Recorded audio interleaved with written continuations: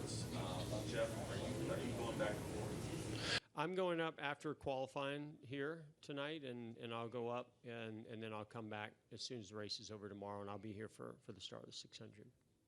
Obviously, the weather. So, yes. Obviously, the weather looks better for tomorrow for Indy. Knock on wood at this point. So that shouldn't be a factor. Obviously, red flags and push things.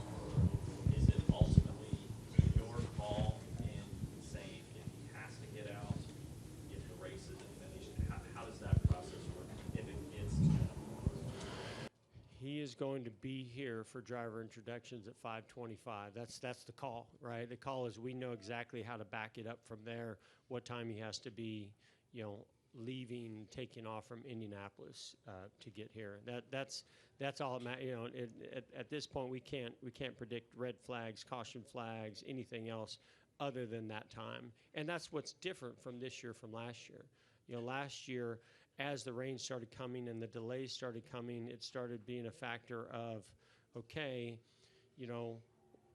how do you take this opportunity from Kyle Larson and the team, everybody's worked so hard for their one and only shot at racing in the Indy 500, especially now that the track's starting to dry and it's starting to clear up.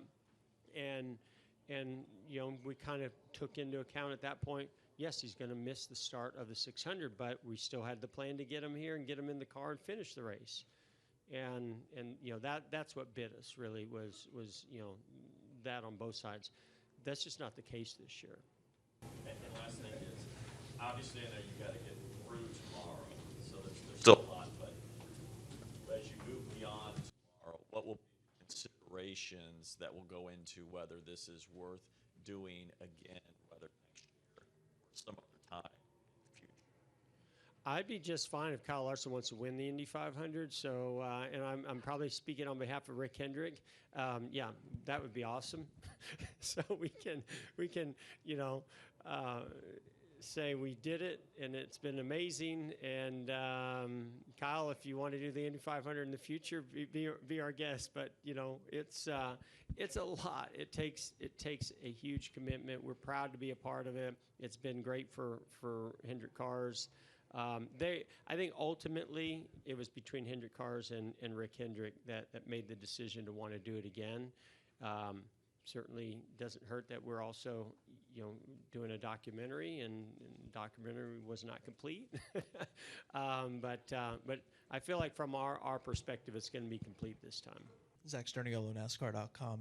Going back to the processes of this weekend, now that we actually are on race weekend, 24 hours from the green flag at Indy, how much smoother have the processes been this year because there are less question marks and more answers already in the notebook after last year's endeavor?